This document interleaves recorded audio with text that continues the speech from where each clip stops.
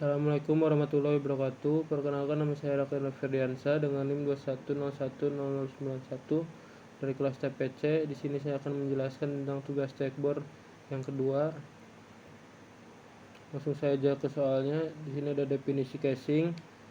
Caching merupakan salah satu peralatan penting yang dibutuhkan dalam proses pemboran. Pada sebagian besar operasi pemboran, biaya caching dapat menghabiskan 1/4 biaya dari biaya total operasi pemboran.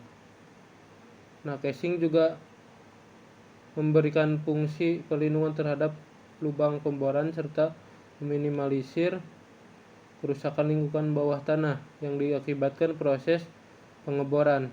Selain itu, caching adalah untuk menciptakan rangkaian caching yang dapat melindungi sumur dari proses pemboran sampai dengan proses produksi selesai dilaksanakan.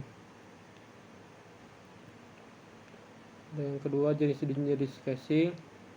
Berdasarkan kedudukan caching dalam suatu rangkaian pemboran, terdapat beberapa jenis caching, dimulai dari konduktor caching, surface caching, intermediate caching, production caching, dan beberapa kasus yang akan menggunakan linear caching. Untuk yang pertama, konduktor caching. Konduktor merupakan caching pertama yang dipasang pada tahap operasi pemboran.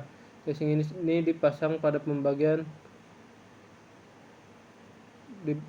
permukaan, sehingga jika terdapat formasi yang tidak terkonsolidasi dengan baik, caching ini dapat mencegah formasi tersebut gugur ke dalam lubang yang akan menyebabkan masalah seperti pipe sticking.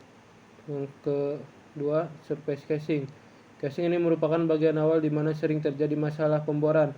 Fungsinya selain untuk mencegah formasi gugur ke dalam lubang, surface caching melindungi air tanah dari kontaminasi lumpur pemboran.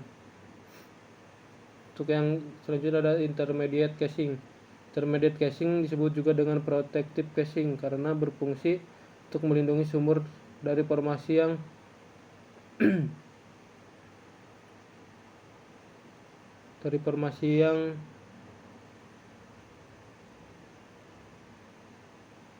bertekanan abnormal. Selain itu, caching ini juga mencegah problem loss circulation. Selanjutnya ada production caching. Caching produksi dipasang pada tahap atau section akhir dalam operasi pemboran. Biasanya diset pada kedalaman akhir pada zona formasi yang dianggap produktif, kecuali jika perjalanan sumur menggunakan open hole completion. Yang selanjutnya ada linear caching. Linear merupakan sejenis caching yang memiliki fungsi yang sama dengan production caching, namun tidak dipasang sampai ke permukaan. Biasanya linear digunakan untuk menghemat biaya dan menanggulangi masalah seperti zona bertekanan abnormal di section yang tidak diperhitungkan.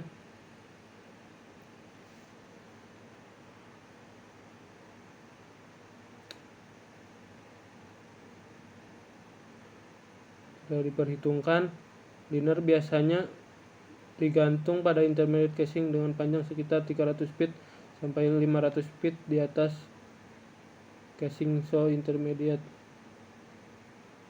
Selanjutnya ada beban yang diderita oleh caching. Yang pertama ada burst pressure, didefinisikan sebagai tekanan minimum dari arah dalam caching yang dapat menyebabkan caching sobek.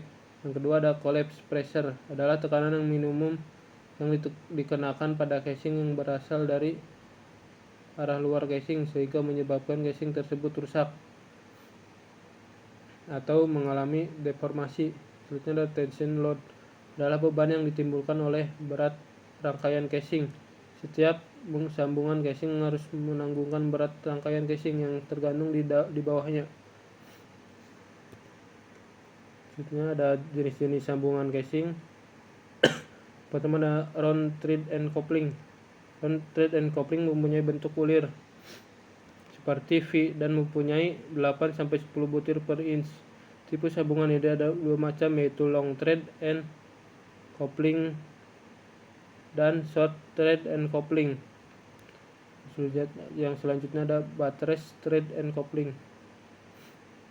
Sambungan ini mempunyai bentuk ulir seperti trapezium dan mempunyai 5 ulir per inch. Buttress, thread, and coupling digunakan untuk tension load yang besar atau untuk rangkaian casing yang panjang.